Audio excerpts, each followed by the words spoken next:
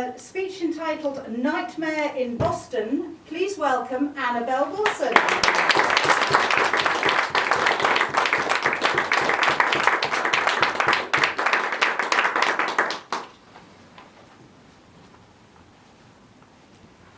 Free accommodation in another country at no cost. That seems too good to be true, and in our case, it was. I'm going to let you into the secrets of the mistakes and errors that I made when I did a holiday exchange with someone in Boston. Nowadays, it's really quite easy. It would be quite easy to make these arrangements because we've got Skype, we can talk directly to people easily, we've got video, so we could show pictures of each other's houses, so we'd know what we were getting into, really. But none of that existed when I did this. It was a number of years ago. I think we didn't even have email. I think it was just letters and phone calls, ages ago. So what I want to tell you about is some tips, which is to deal directly with the person you're going to exchange with, to be really clear about the time of year and the place you're going to, that's really what you want to be doing. And also, the final tip is to have a get-out clause. So firstly, deal directly with the person that you're going to exchange with. This might seem quite obvious to you, but I will tell you my sad story. We had really good friends we lived in Hammersmith, we had really good friends there, and they had really good friends in Boston, Massachusetts. And they said, you might really like to go there, I think you'd like that city. So we got quite excited about the idea of swapping with these friends of theirs, and then their friends could live in our house and be near our mutual friends in London. But something happened in that the friends in Boston couldn't make an exchange that year, but we'd started redecorating sort of touching up, finishing those rooms that we hadn't completed yet, and had really got into the idea of exchanging a holiday home.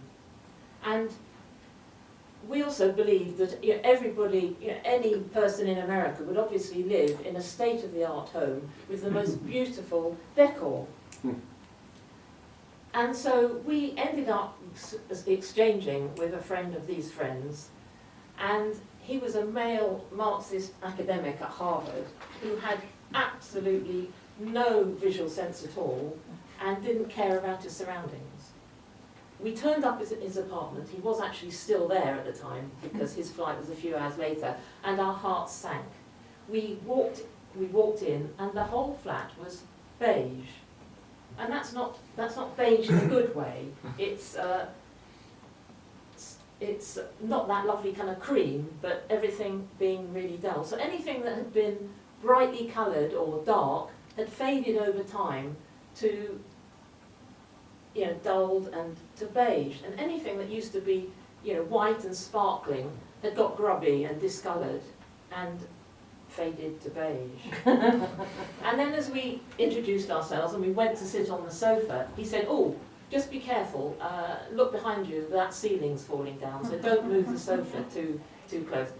So that was not an auspicious start to our holiday.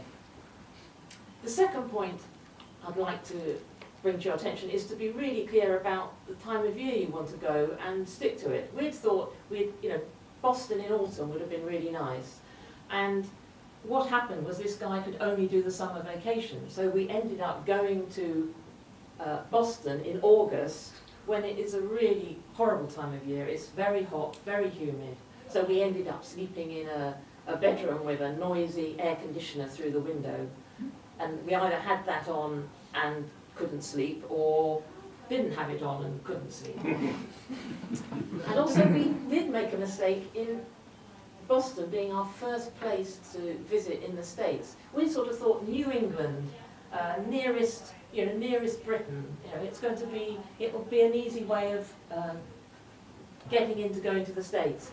But that was a mistake too. We did find that the people of Boston seemed to be very abrupt and very rude.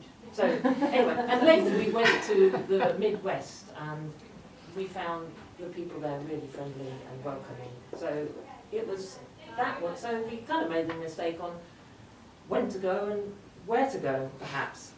So my final tip, if you're going to do a house exchange, is to also have a get-out clause. Somehow, I think the whole thing was such a disaster, we didn't sort of step back and say, is there something we can do about this? We couldn't afford to go and stay in a hotel.